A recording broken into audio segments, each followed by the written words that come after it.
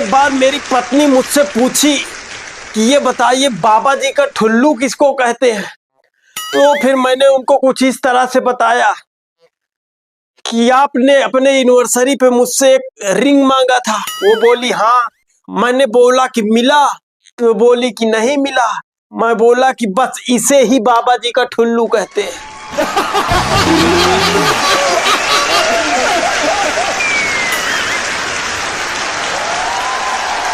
ऐसे एक बार मैं एसी बस से ट्रेवल कर रहा था, तो मैं बैठा था अपने सीट पे और मेरे ही बगल एक लड़की और एक लड़का बैठा था। दोनों अनजान थे, लेकिन थोड़ी देर बाद उन दोनों लोगों की पहचान आपस में बन गई और बात यहाँ तक पहुँच गई जहाँ पहुँचने पे नंबर आदान प्रदान होता। लेकिन किसी कारणवश लड़के का फोन स्विच ऑफ हो गया। अब उसने अपना पर्स निकाला और उसमें से कागज निकाला, लेकिन उनके पास पेन नहीं था। अब ये सारी घटना मैं देख रहा था, क्योंकि जब से बैठे थे लगातार मेरी निगाहें उन्हीं लोगों पे थी।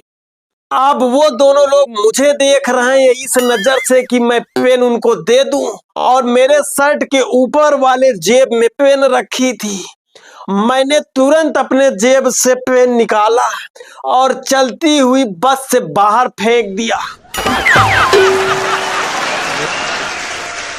मोदी जी की ये बात याद करके कि न खाऊंगा न खाने दूंगा।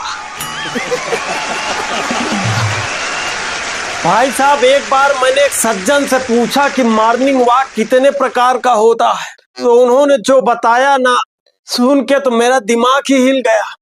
उन्होंने कहा कि जो डॉक्टर के कहने से सुबह सुबह उठ के टहलने जाए उसे वार्निंग वॉक कहते हैं, और जो पत्नी के कहने से उठ के सुबह सुबह टहलने जाए उसे डार्लिंग वॉक कहते हैं। और जो पति पत्नी साथ में सुबह उठ के जाएं, लेकिन अगर पीछे किसी दूसरे की पत्नी आ रही हो और उसे मुड़ मुड़ के देखें, उसे टर्निंग वॉक कहते हैं।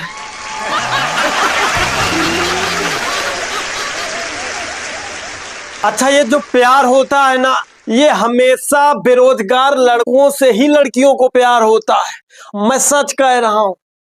और फिर कहती है कि मेरे एक बार बुलाने से तुरंत चले आते हैं। मैं जब भी फोन करती हूँ तुरंत रिसीव कर लेते हैं। मैं जब भी मैसेज करती हूँ तुरंत रिप्लाई करते हैं। और कहती है कि हमारे प्यार में हमेशा बेकरार रहते हैं। वो बेरोजगार है, बेकरार नहीं, बेकार है वो।